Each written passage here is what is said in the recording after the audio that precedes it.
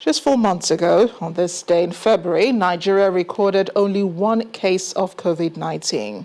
Today, the statistic from the Nigeria Center for Disease Control is 24,077 cases, and still counting.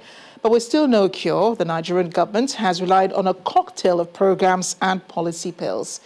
Channels Television's information consultant, Babajide Ogunsanwo, is here tonight to share some insights about the latest situation on minimizing the spread of coronavirus in Nigeria. Babajide, I don't know whether you have good news or bad news for us tonight, but right now, Nigeria, South Africa, Egypt, we all consist of, we make half the number of cases in Africa, sadly. Is there any evidence to point to, the fact that we're making efforts, at reducing the numbers? I like the way you started, good news and bad news. And I think, yes, there's bad news and there's good news. So let's look at the good news first. The good news is, despite this huge and rising numbers, the facts in Nigeria shows that 98%, you heard me right, 98% of everyone that has had the coronavirus in Nigeria is still alive, 98%. So that's really good news. Well, here's the bad news. The bad news is we're not focusing on the right thing.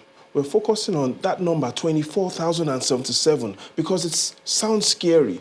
But the right number we should focus on tonight is 14,894, because that is the number of active cases. So let's talk about the bad news. The bad news is, yes, we have 14,894 active cases, but the evidence from the NCDC shows that 81% of these active cases are located in the southern regions of Nigeria. 81% of active cases in Nigeria are located in the southern Nigeria. But here's the real bad news, and that is, it perhaps means that the number of cases in the northern region are underreported. And I'll explain 3 reasons why.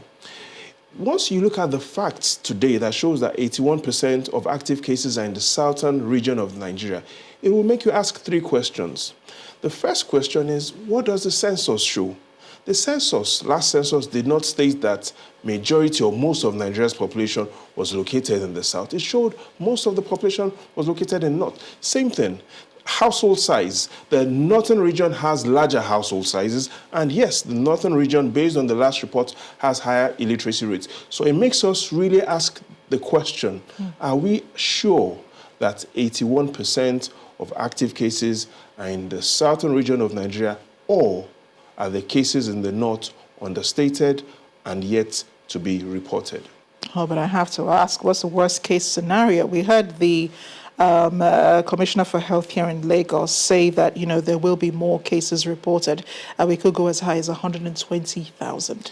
Yes, and that's the concern. The concern is that if we look at the worst case scenario, is we are saying that we are having more cases and less discharges. And so whenever that equation, when the number of cases that are being reported is higher than the number of cases that are being discharged, then we potentially could have a hospital bed crisis. And I would like us to take a quick look at that, to look at how we can avoid an hospital bed crisis. Here's what you will notice with what is in front of you. In the last 4 weeks, we have recorded approximately 14,222 new cases. However, less than 5,000 people have been discharged. And whenever you find yourself in a situation where you've reported 14,000 plus new cases and only 5,000 people have been discharged, it means if that rate continues, then we could have an hospital bed crisis in our hands. Now we've seen the insights, we should also remember what a wise man once said. You cannot have foresight for what you refuse to see. I'm going to sip on that a little. Thanks again for joining us on the News at 10. Babajide. Babajide, the pleasure is all mine. You always give us something to chew on. Thanks again.